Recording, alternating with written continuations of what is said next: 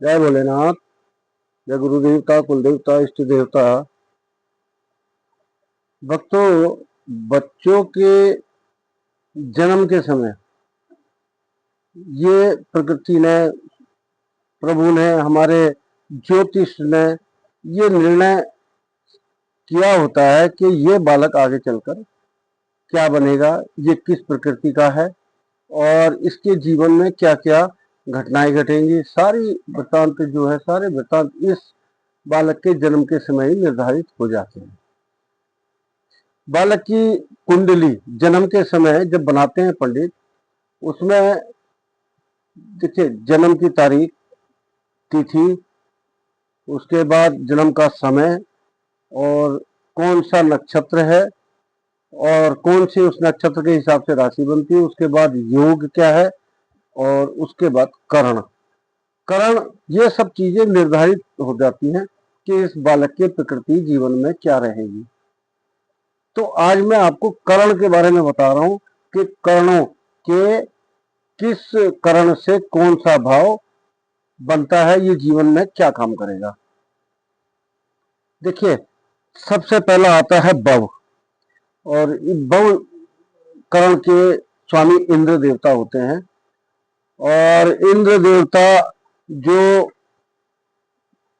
हृष्ट पुष्ट पौष्टिक यानी कि ऊर्जामान बालक का निर्धारण वहां पर होता है। ये जो बालक रहेगा जीवन में ऊर्जावान रहेगा, अपने काम को करने में तत्पर रहेगा, आलसी नहीं होगा, और ये बहुत ही प्रकृति में ऐसा इनका विचार होता है।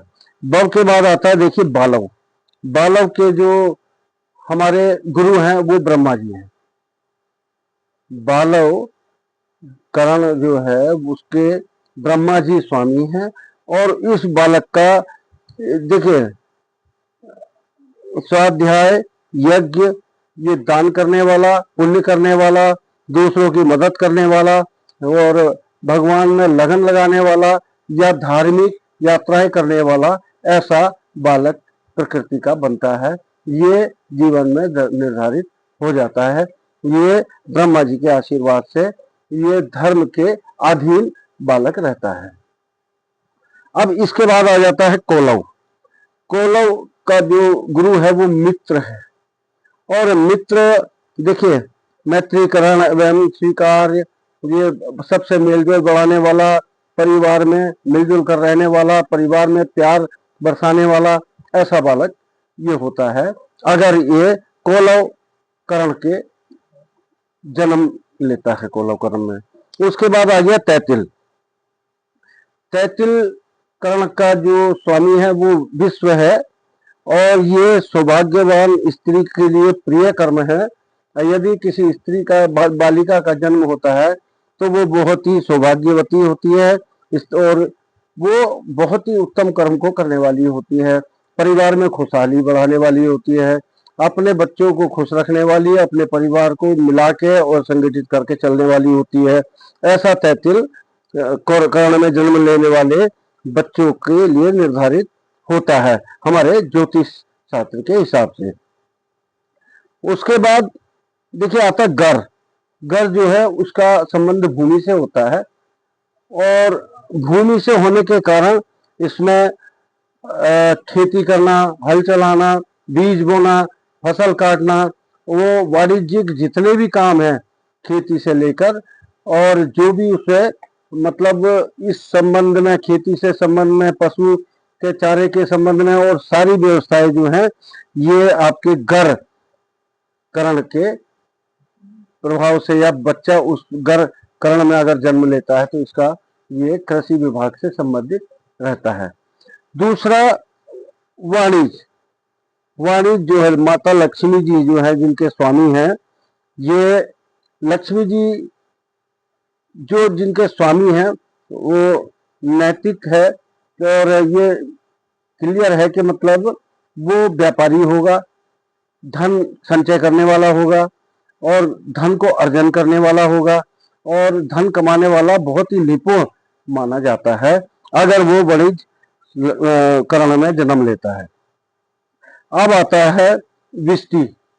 विष्टि करण जो है जिसके यम देवता स्वामी हैं, वो बालक जब इस विष्टिकरण में जन्म लेता है तो इसका संबंध जो है भद्रा में अग्नि, युद्ध, विषादी, क्रूर, कर्म, ये बालक जो है ये क्रूर किस्म का होता है और किसी को भी अपमानित करने में, किसी को भी दुखी करने में पीछे नहीं रहता है और ये कभी भी कोई अच्छा काम करने में नहीं होता है। ये अच्छे शुभ कार्यों को नहीं करता है और बार बार परिवार में भी ये बहुत ही बुरा बर्ताव अपने परिवार में करता है और अपने जीवन में दुखी रहता है। ऐसा बालक जो कर्महीन होता है कहते हैं जिसे, जिसके स्वामी यम है और वो विष्टिकरण के जिसमें जन्म लेता है उसकी ये प्रकृति है।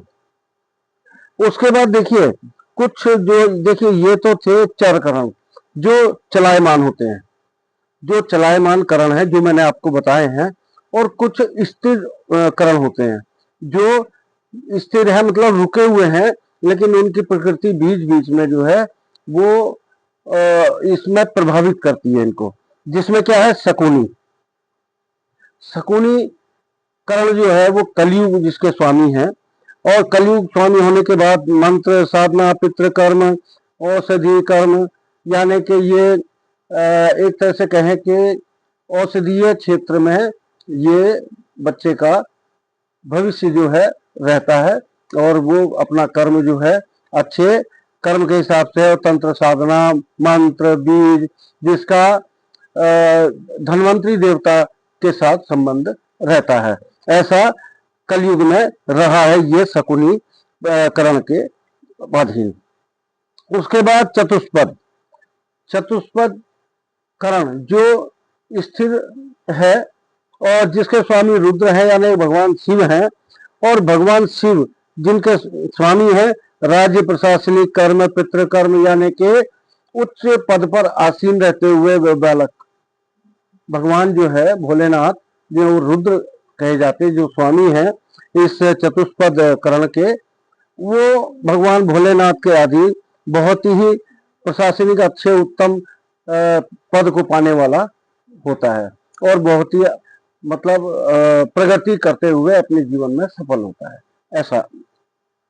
अब रह गया नाग, ये जो आपका स्थिर करण है नाग है, नाग का जो स्वामी है वो सर्प है, और सर्प जो है अब आपको पता है रसायन है, कर्म है, कर्म उसके अच्छे नहीं, विष आदि है, और जो आप ये कह लीजिए कि वो कड़वी भाषा बोलने वाला, खराब भाषा बोलने वाला, और जैसे सर्प का जहर चढ़ाने वाला होता है, जिस तरह से बिच्छू के डंक मारने से आदमी तड़पता, इस तरह की प्रकृति का बालक इस करण में जन्म लेने वाला नाग करण में होता है। और तीसरा रह गया कृष्णतुग्न, यानी कि जिसके स्वामी मरुत हैं, वो अपने जीवन में बहुत ही मांगलिक कार्यों को करने वाला होता है, परिवार में सफल होता है, बच्चों के साथ मिलनसार, बच्चे उसके बहुत ही उन्नति करते हैं, उनको अग्रसर करते हैं और सभी मंगल कार्यों में वह अग्रसर रहता है, ऐसा करण का योग है। तो देखिए ये करण जो है बालक के जीवन को निर्धारित करते हैं। अब आप जब कुंडली बनवाते हैं तो इस करण को आप ध्यान पूर्वक पढ़े ताकि आपके प्रकृति बच्चे को लेके क्या है, बच्चा किस दिशा में जाएगा उसका पता लग जाएगा। यदि इस बारे में कुछ और आपको जानकारी चाहिए तो आप मुझसे संपर्क कर सकते हैं। मेरा संपर्क नंबर है 9717955629। कोई भी आपके मन में प्रश्न है, कोई भी आपके मन में शंका है, कोई भी आपके मन में विचार आ रहा है, वो जानकारी ले सकते हैं और आप मुझसे मेरे नंबर पर संपर्क कर सकते हैं कभी भी, तो आपको इसका निदान जरूर मिलेगा ज्योतिष के माध्यम से। और आप लोगों से आग्रह, देखिए इसको लाइक सब्सक्राइब करें, फॉलो करें, ताकि आपके साथ नई नई जानकारियां लेकर मैं प्रस्तुत होता रहूं। और आप लोगों से आग्रह है आप इसे लाइक सब्सक्राइब करें, और जो भी कोई प्रश्न आपके मन में है तो अवश्य मुझसे संपर्क कर सकते हैं। जय भोलेनाथ।